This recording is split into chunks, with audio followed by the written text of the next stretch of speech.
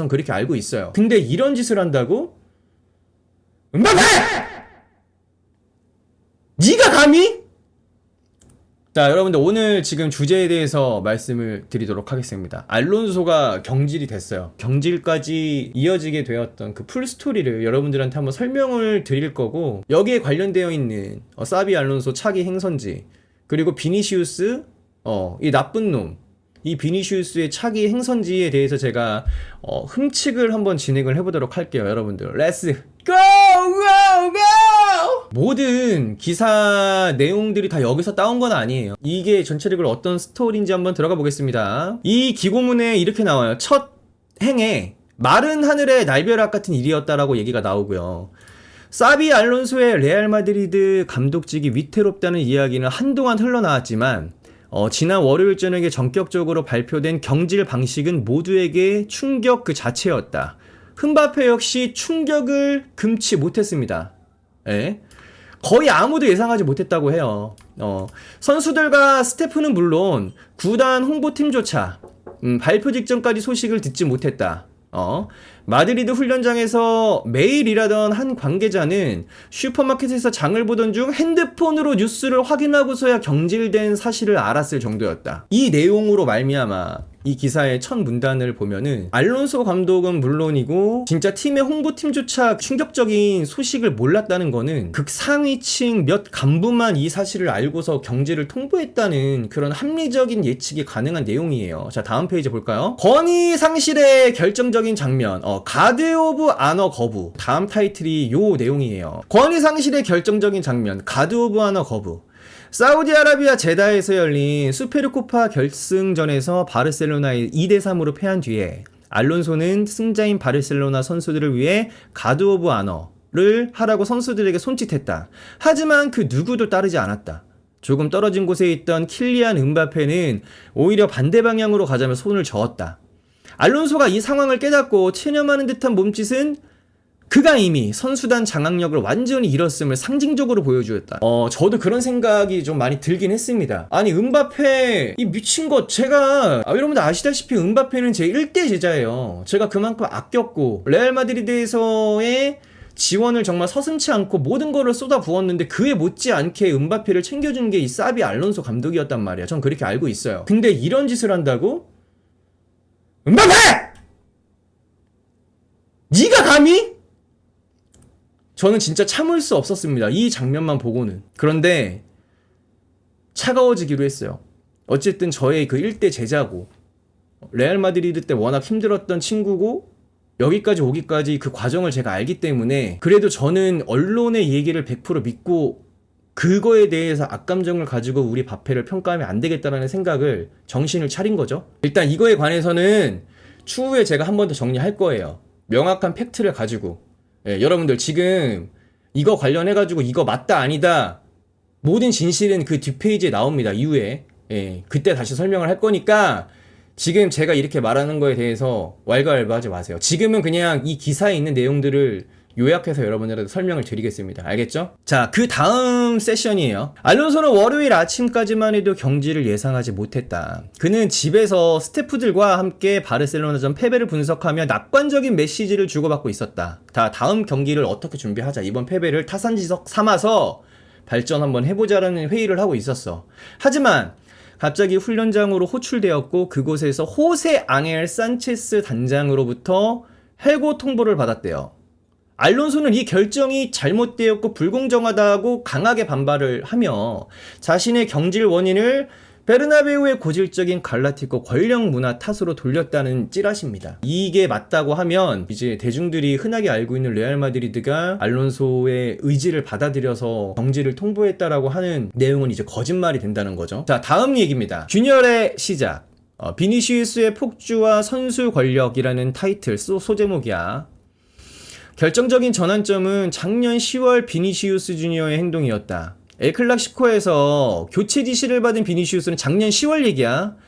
맨날 와! 나 팀 떠날 거야! 내가 나가는 게 낫겠어! 라고 소리치며 터널로 직행했대요. 이후 비니시우스는 페레스 회장을 만나서 알론소와의 관계가 개선되지 않는 한 재계약을 하지 않겠다는 뜻을 내비쳤다.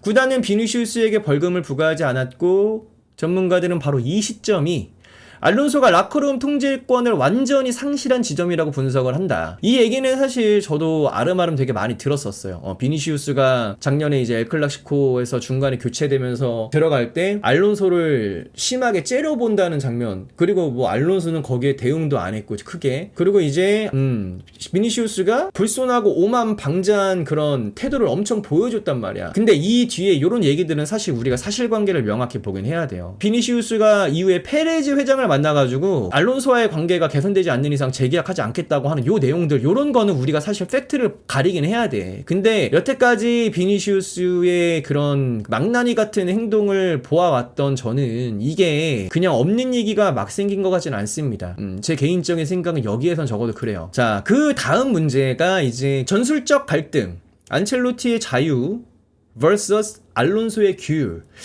결국은 이제 뭐 자유와 규율의 이런 부분인 건데, 알론소는 안첼로티 시절에 나쁜 습관을 없애기 위해 더 강도 높은 훈련, 세밀한 전술 분석, 엄격한 시간 엄수와 사생활 보호를 요구를 했대요. 하지만 비니시우스, 벨링엄, 발베르데 같은 핵심 선수들은 안첼로티 시절의 자유로운 분위기를 그리워하며 알론소의 방식에 불만을 품었다. 반면 음바페, 슈아메니, 아르다 귤러 등은 알론소를 지지하며 선수단은 극명하게 갈라졌다. 우리 알론소를 지지하는 선수단 중에 이제 음바페가 있다라고 하는 거는, 그 앞서서 제가 설명을 드린 가드 오브 와너에서 음바페가 보인 그 행위가 뭔가 다른 이면에 뭔가가 있다라는 것이 이제 유추가 가능해지고요. 하지만 이건 역시 어디까지가 팩트고 어디까지가 페이크인지 우리가 알 수는 없어요. 하지만 제가 개인적으로 이런저런 이야기, 이런저런 언론에 있는 찌라시 외에도 정식으로 발간되는 그런 신문사에서도 레알 마드리드는 최근에 이제 뭐 안첼로티의 자유로운 분위기를 갈망하는 선수단과 알론소의 규율에 저항하는 선수단, 이게 되게 좀 공존해 있다. 장기적으로 봤었을 때 이 두 감독의 그런 컬러를 선호하는 선수단이 두 개로 나누어져 있다라고 하면 향후 레알 마드리드의 미래는 밝지만은 않을 것이다라고 하는 기사가 있었어요. 자, 익명을 요구한 그 레알 구단 관계자는 문제는 알론소가 아니다라고 단언했다. 음바페, 비니시우스, 벨링엄은 서로 호환되지 않는다. 이 세 명을 데리고 균형 잡힌 팀을 만드는 것은 불가능하다. 또한 그러니까 비대한 에고를 가진 선수들이 훈련에 매진하기보다는 자신의 권력을 행사하는 데도 관심이 많다는 증언도 이어졌다. 이거는 사실 팩트를 우리가 체크하기가 쉽지 않죠?